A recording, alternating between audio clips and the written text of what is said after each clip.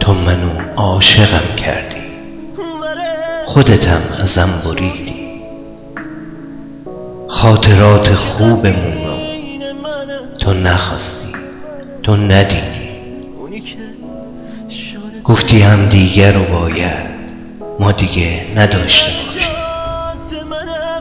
تو منو عاشقم کردی، گفتی که باید جدا شیم. چه غریبه این دل من که هنوز فکر چشاته، با سراغ تو میگیره دنبال رد پاهاته.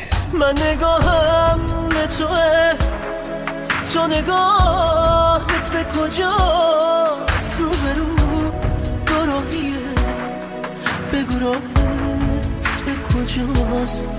واسه تو چه راحته که بدون من بری، حتی وقتی میدونی که خودت مقصری واسه من. تو که راحت بودی اما فکر من نبودی هرگز.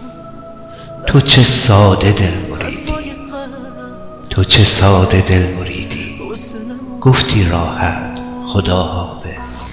این ور جاده منم، اون ور جاده تویی.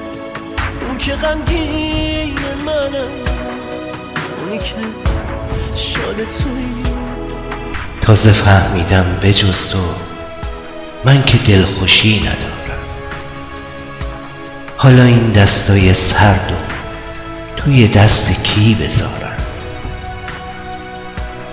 تازه فهمیدم بجز تو چیزی از دنیا نمیخوام. دارم از دوریت میمیرم، بی تو خیلی تک و تنها. دارم از دوریت میمیرم، بی تو خیلی تک و تنها. دیگه حتی نمیخوام کم کنی فاصله رو. نگرانتم ولی نمیشه بگم نرو. تو داری میری و من گیر این خاطره هام. داره باورم میشه که دیگه نیستی با هم. این ور جاده هنوز زیر سایه شبه، اون ور جاده ولی همه چی مرتبه.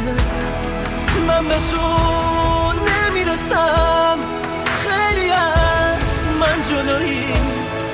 این ور جاده منم، اون ور جاده تویی. خدا حافظ، خدا حافظ.